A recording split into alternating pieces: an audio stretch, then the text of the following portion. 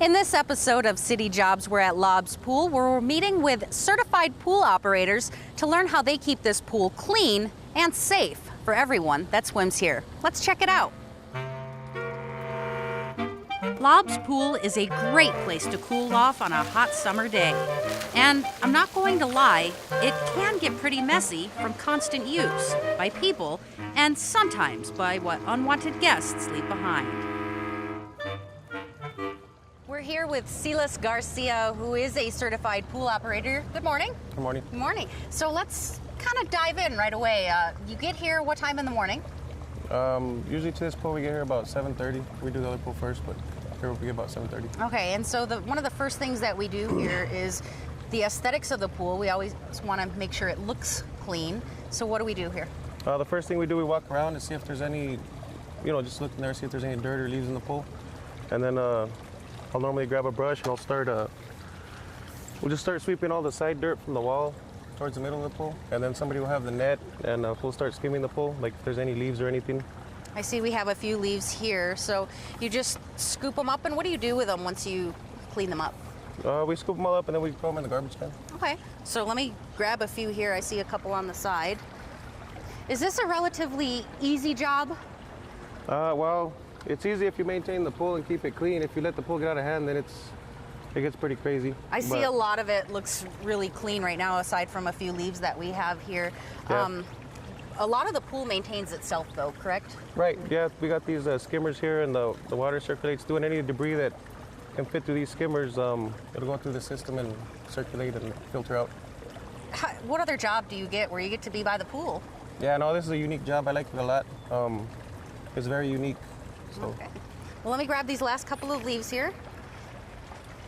And then with the dirt, you said you push it right into the middle. Does it collect somewhere? No, if you spread the dirt around, it's more likely to go through the filtering system. We also have drains by the slide and on the deep end over here that they suck up whatever dirt goes through them. So we have not only the water going over that goes to the filter, but also the drains suck the dirt and goes into the filter as well. And I see we have a vacuum cleaner back there, so we'll check it out in just a moment. Okay. All right. Silas and I continue to skim the water to get the leaves off the surface. He brushed the floor of the pool to get the dirt ready for the filtration system. Anything remaining would get picked up by the vacuum. Silas, this was the vacuum cleaner I saw in the pool. We popped it out for a little while so we can show everybody what it does. It's huge. It's a gigantic vacuum. Yeah, it helps us out a lot. Without this, we have to manual vac a lot more. So this helps us out. We can just throw it in the morning and it works for 4 or 5 hours, and then we just take it out. This is what really collects all the dirt in the bottom of the pool. Right, dirt, hair, leaves, bugs, whatever's in there. Yes, so let's show me how it works. All right, well, these are we have 2 bags. And I can see the hair. Yeah, there's a lot of hair. So there's kids, people, yeah.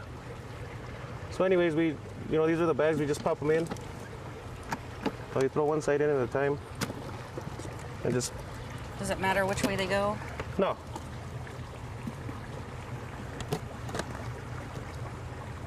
And they clip in? Yeah, there's like a little, yeah, there you go. And then just clip it in. Okay. And then that's it. The robot's ready to go. Is there an on-off switch?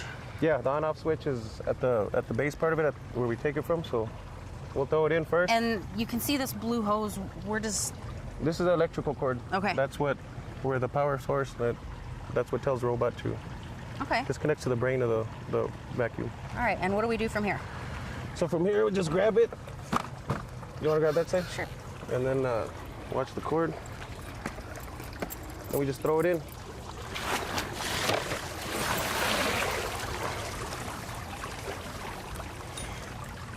And it should sink on its own. And we'll go over and turn it on? Yeah. And this is the electrical component of the vacuum, right? Yeah, this is the brain. So what do we do here? Well, first, of course, you unravel some of this cord so it can go throughout the whole pool, and then you just press the on button. Okay, and that's going to be right here, right? Yes.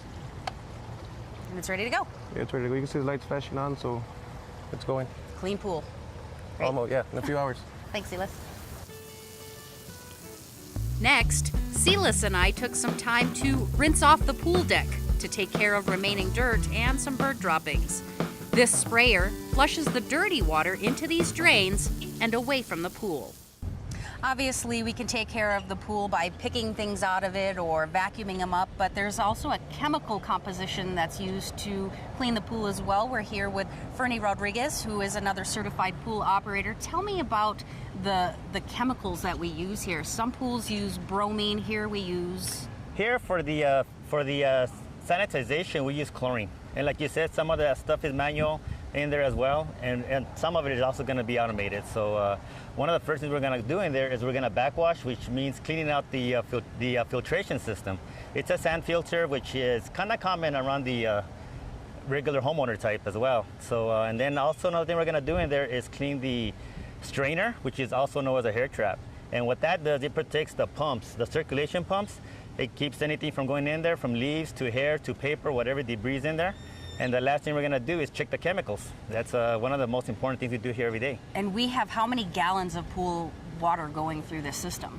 This pool contains almost 107,000 gallons of water. 107,000. So that's a lot of pool water that needs to go through this filtration system. Exactly. And it takes about 2.5 hours, which is the average turnover rate. And it all depends on the filtration.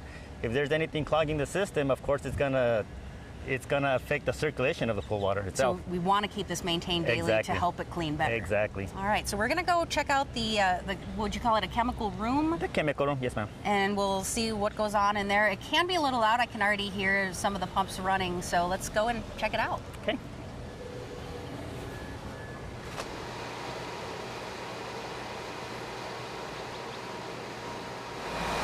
We're inside the chemical room where this is where the filters are. They look huge. Sand filters are collecting all that junk inside of the pool. This shampoo and what else is in there? Lotions, sunblock, hair, any small debris that gets in the pool as well. It's going to look pretty nasty when it comes out. It's pretty nasty, yeah. This is where it empties out? It empties out here and it leaves the facility towards the drains out of the building. All right, show me how to clean it out. All right. Each morning, these sand filters are emptied, flushing clear water through. I guess it's a little bit easier to do this if you do it every day. I needed a little help. You can see how the clouded, dirty water is rinsed out of the filter and clear, clean water takes its place. One way to maintain the chemicals of the pool is to test the water frequently. They do it every hour. We start by filling up the test kit with water from the pool. Well, Fernie and I came back outside because the chemical room is a little bit warm in there, and of course the pumps are still going, so it is a little bit loud. Let's test the water. What we are going to find out is what chemical composition the water is currently at. That's it. We're going to check two chemicals, the pH and the chlorine levels. Okay, so what do? We got 3 reagents here. The first one is going to be testing the pH value, so we could pour 5 drops in there. Okay. Make sure you hold the bottle straight up and down. 5, okay. And then this is going to be for the chlorine, which we start with number 1. This one here, 5 drops as well. What happens if we put more than 5 drops? We'll have to start over. Okay. We'll get a false reading. And 5 drops? 5 drops as well, yes. Of this? Uh-huh. Okay. So what we do then is we cover it up and we mix it around, and then we'll get the actual readings. Okay, so I see on the back side it's got the readings. Yeah. And it shows you by a color code, so these are going to give you a color value. Exactly. And you match it up. Exactly. Okay. So what is the pool showing us? What is the water? Right now, well, we want to have it be, the background has to be like a white background preferably, but because we're outside, it's going to be a little bit different. So what we do here is we kind of match the colors to whatever the readings are. So we're getting about a 7.4. Plus or minus, and somewhere in that area. This again is the pH? The pH, yes. Okay, and then on the other side? It's about a 1. And where do we want these levels? The pH between a 7.2 and a 7.8, and the chlorine between a 1 and a 5. So right now we're a little bit low on the chlorine, but it's probably because the hopper might be out of chlorine briquettes, which is what we're going to do next. Okay, so you'll show me where they are and how to add the chlorine? That's it. Okay, let's go. We finished the day by refilling the chlorine hopper and checking the acid levels. This is just one of the handful of city pools these certified pool operators have to maintain. They're off to the next one, and I'm heading back out to the pool. I sure learned a lot about what it takes to maintain Lob's pool to make sure that all 107,000 gallons of water are clean and ready for your family to jump in. If there's a city job that you'd like to learn more about, contact us at clctv.com.